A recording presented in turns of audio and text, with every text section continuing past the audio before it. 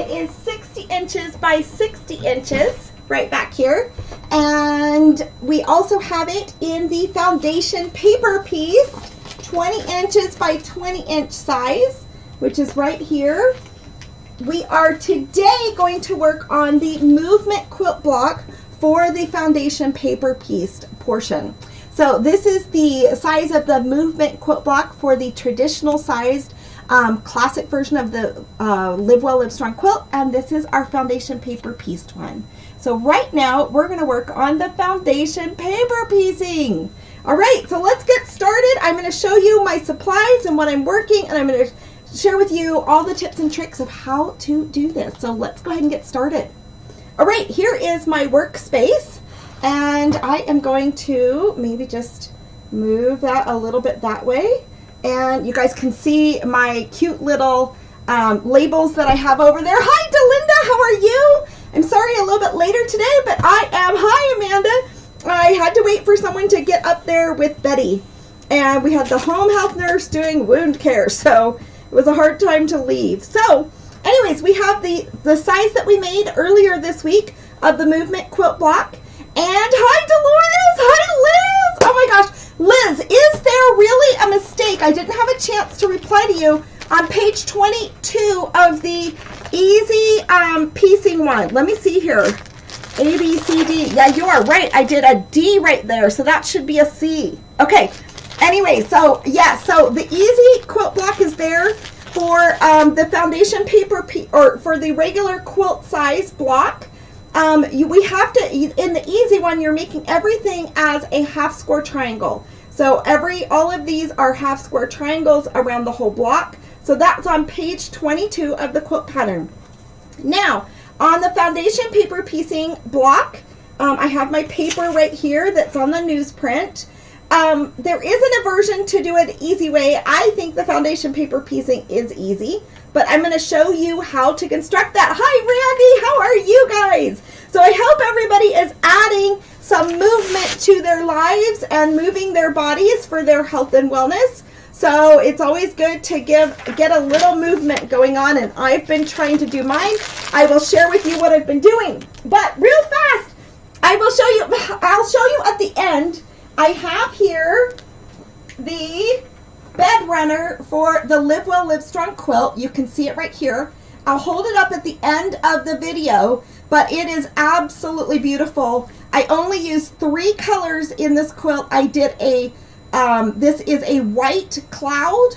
This is a gray linen right here fabric, and right here is a gray solid. So this is a 3-colorway of the Live Well, Live Strong quilt in the bed runner. Betty is doing great. She made French toast for breakfast this morning. She is so cute. They really like a formal breakfast. So that's what we did. That's what we do every morning. So if she can't do it, then I go ahead and I help her. Well, of course. And she's taught me how to make lots of different things. Okay, so let's go ahead and get started. And Brant's doing really good too. So we are going to make this foundation paper piecing one today. I'm going to actually just lift this up to the side. And right here is the paper that we're working with. I have just put it on a newsprint paper, so it's easy to put through your printer.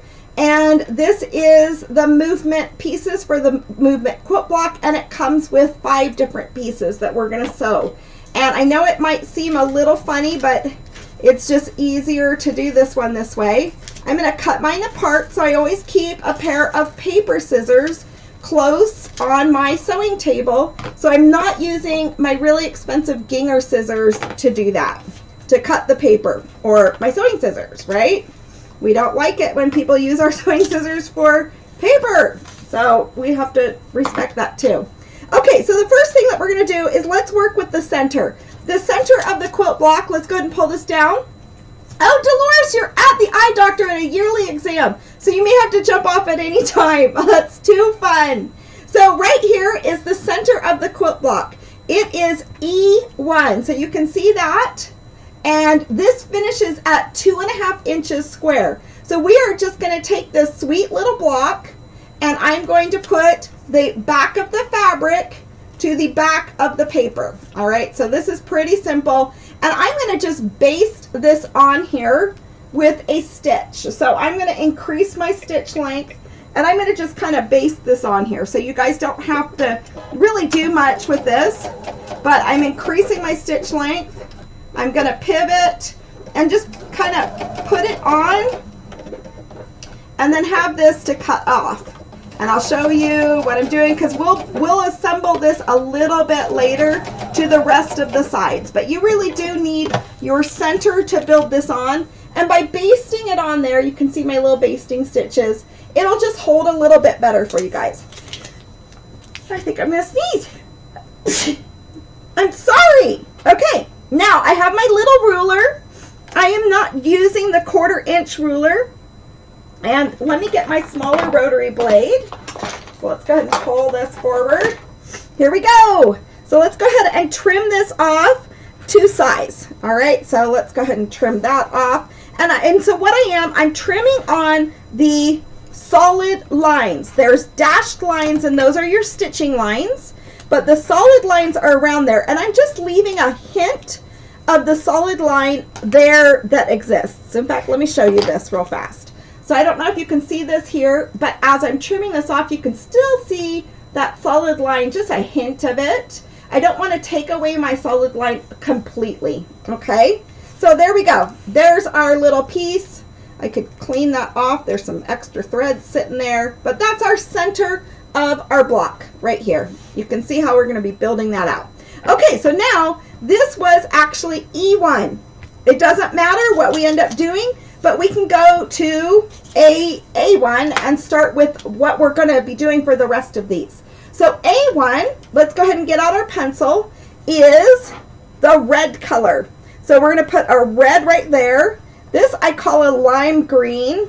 What is the color of that? I can't remember the legitimate color. And this is a red there. So I'm going to just make sure I pencil in what colors I'm working with.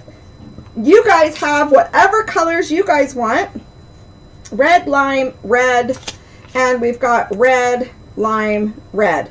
Oh, what is the name of that fabric? It's a really interesting name.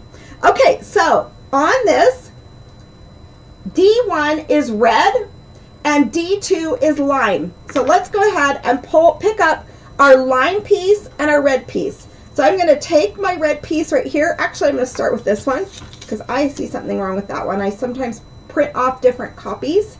So I'm going to put my red, and you would put the back side of the fabric to the back side of your paper, and then line up your green just right there together.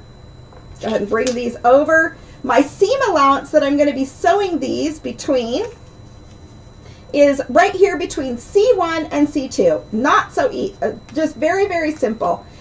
You can see where that stitching line is going to be. I'm going to make sure I've got about a 1/4 inch over there. I don't have to leave that open. That's just to give you an idea of where you're stitching. I'm going to stick one of my tiny pins in there because it's just easier for me. I'm going to reduce my stitch length to 2.0 because that's what I feel comfortable with. But it also perforates the paper as you're sewing. And we could actually string feed these and do a whole bunch of them all at the same time. So let's go ahead and take this off, and we're going to just do a nice little straight cut across because we've got 4 of these to do. So 1, 2, 3, and we'll have our lower one. Okay, so let's go ahead and do that same thing with our next one. So we're going between B1 and B2. So it's almost like we're going to be string feeding these. Just want to give you guys a sense of what we're doing. And once again, you guys know how I like to kind of work with a little strip of fabric. There we go. I'm going to get this next one set up. I've got my red over the green, and I'm going to just kind of string feed these along. So that then that'll just kind of make it easier for what we want to do, because we've got 4 pieces that are exactly the same. And let's go ahead and I'm going to flip that way. And this one goes right here. So we're going to match that right up and feed that in.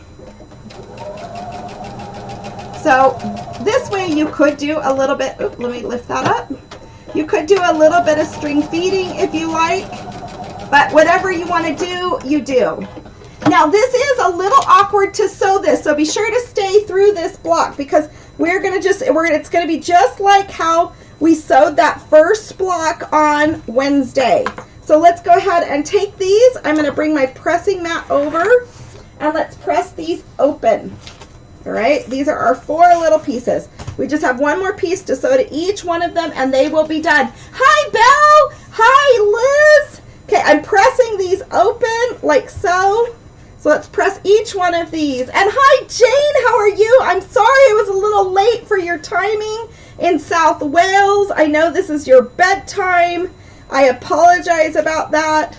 So we're just kind of string feeding this little guy along.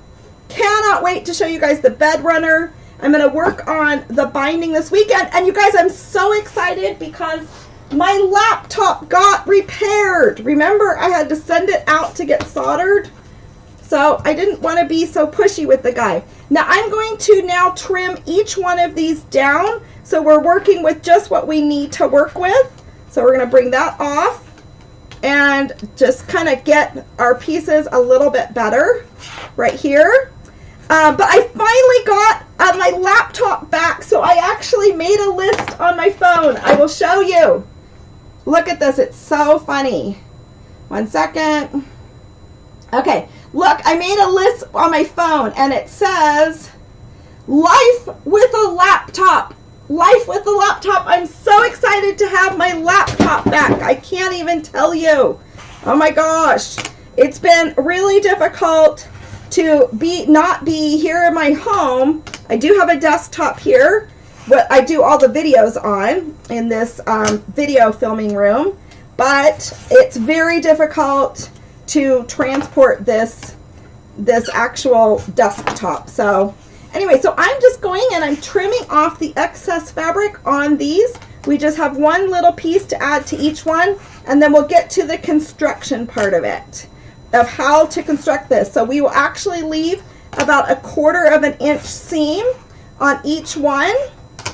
And so there's our 4. Let me go ahead and grab this one right here that's already open.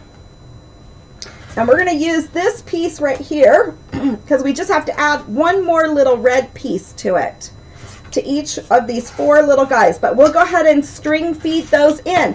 Now, has anybody done anything for movement?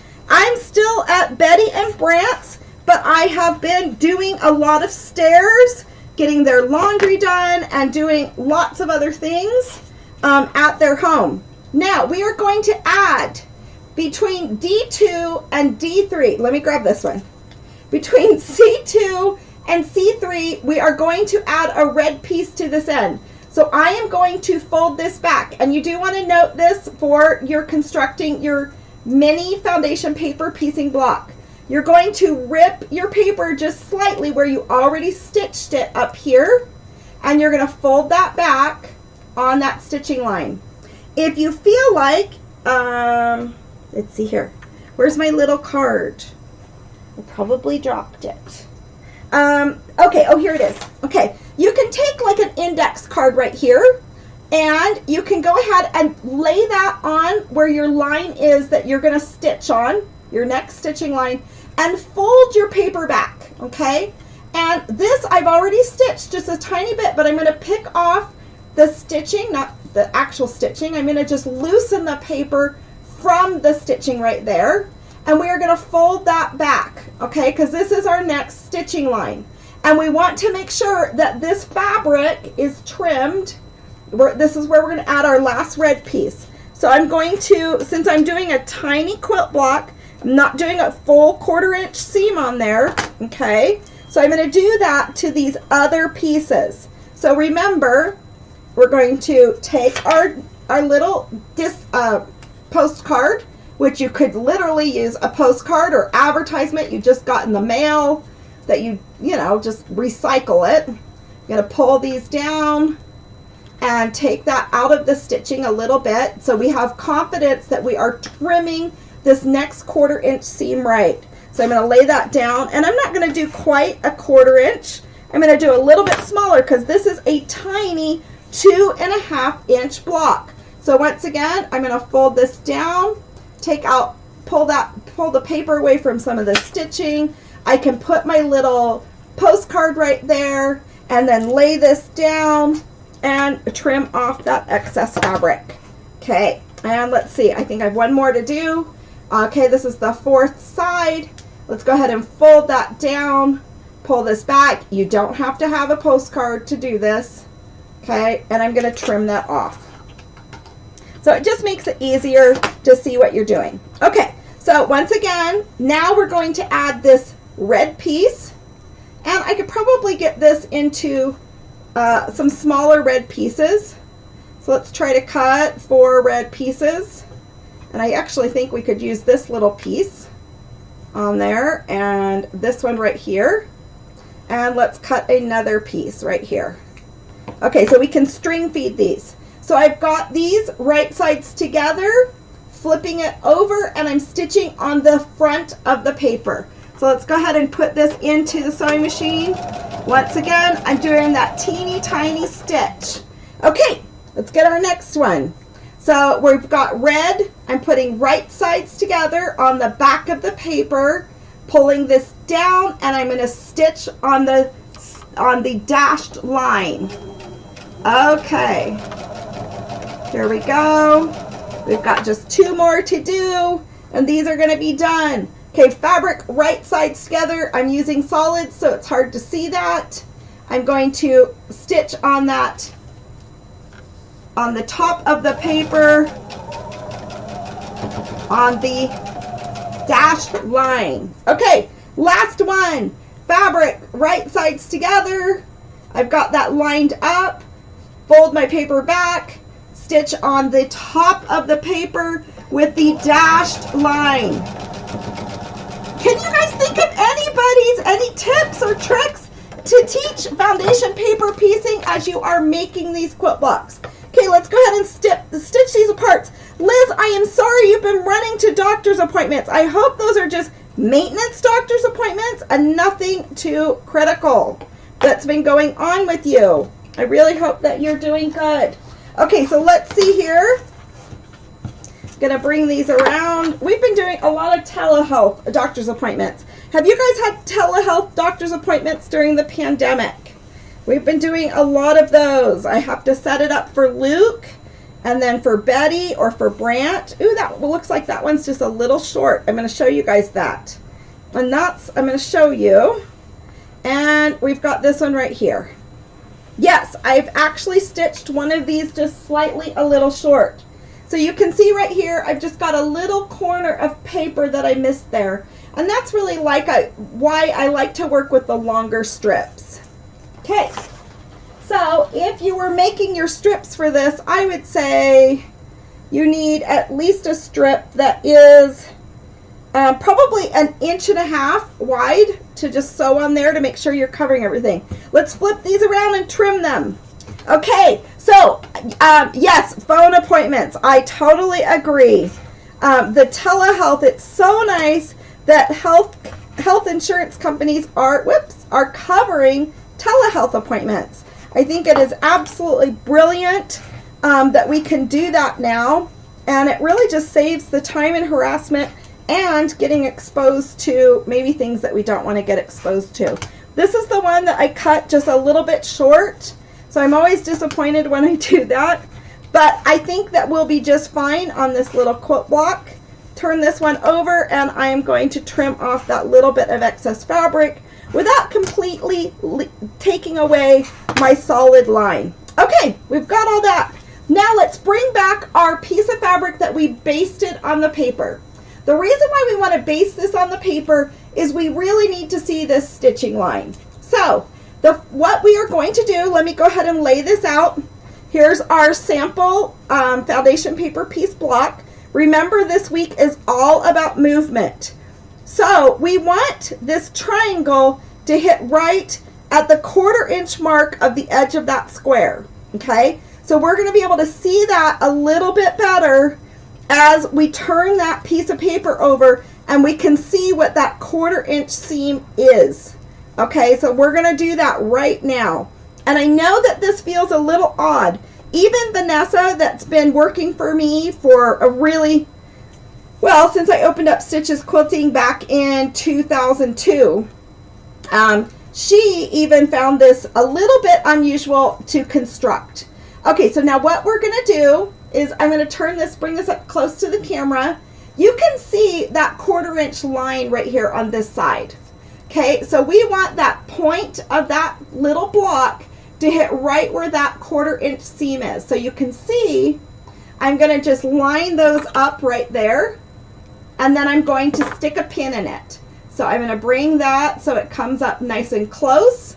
I know that I have that matching at this moment. You can also just make sure that you've got this lined up over on this side too, and it'll work. Okay, I'm using these really small little pins. And when you're stitching with the paper, this block is going to be when you're grateful that you're using actually the newsprint paper and you're not using a heavy paper. On my first one of these, I'm going to stop stitching at about right before that point of the triangle right there. So you can see I went ahead and I stitched from here to here. Let's take the pin out and I will show you. I have left a flap open there, and I will finish this seam later. So the first one, that's what you do. Let's open this up, and we're going to press this. And I'm going to keep my iron just right next to me right now, and I'm going to use my little iron. We're going to press that open. Okay. Now we're going to go and sew on our next portion. All right, so if we match up our seam right along the edge of that, and we're going to put this right sides together, and we're going to match that right up. It's going to match perfectly. Our little triangle is going to match perfectly with the edge of that. Let's stick a pin in it. With these little pins, I use the back of my magnetic bowl to hold my little tiny pins. So let's go ahead and stitch this one. This one we are going to stitch all the way across, because we've got our fabric right there to stitch it to. I'm going to press this open. And this is when you are really grateful you're using newsprint instead of just copy paper, because the newsprint is thinner, and you can see how that matched just perfectly. You can see how that, you just don't want that bulk sitting there. So I'm going to go ahead and press that. And you don't want to use any steam or water when you are pressing. You want to just press your quilt block with a nice hot iron. All right. Once again, we're going to lay this right sides together. My little triangle is going to come out right there. I'm going to match this seam allowance right on the end, and I will stitch all the way across. So let's go ahead and do that. So it's important to just see how to construct this, and don't overthink it. Don't overthink it at all, you guys. Just go ahead and get that so it's working. Oop, that one kind of ate the little point a little bit more, but that's okay. I'm not going to worry about it. I can release that a little bit later. Okay, I can go back and unstitch that. And maybe I'll show you that real fast on how to unstitch something when you're doing foundation paper piecing. I have now folded this back, my little space that I left. I'm laying this down right here, and I'm going to just go ahead and line that up, and I've got my 1/4 inch seams all matching. Let's go ahead and lay this down. I will show you guys how to unpick that, because every so often you'll need to unpick. Okay, let's bring this back. Let's go ahead and give that a good press. So that looks good. That looks just fine to me. I love this little block. It really looks a lot like Movement, and it is so important. You know, one thing, when Luke was born with his disabilities, now I'm going to turn this way, okay? And I'm just going to finish stitching that little bit of a flap that's left open. So you can see you can leave that flap left open, and it finishes just perfectly. I'm going to make sure that when I stitch on that little dashed line, I'm going to for sure stitch on that, so I get the point of my triangle in. Okay, let's go ahead and bring that in. But when I first learned, when Luke was born and before he was born, that he was going to have special needs, I asked, well, how long do people with tuberous sclerosis live? And they said it depends on how it affects him. So if you have no movement in your life, you can have a shorter lifespan. So you definitely want to incorporate movement. So for example, somebody that's disabled in a wheelchair for their entire lifetime, they might struggle. I'm going to go ahead and unpick this little bit of an area, and I'm going to show you how to unpick something that's a 2.0 seam. It's a teeny tiny seam.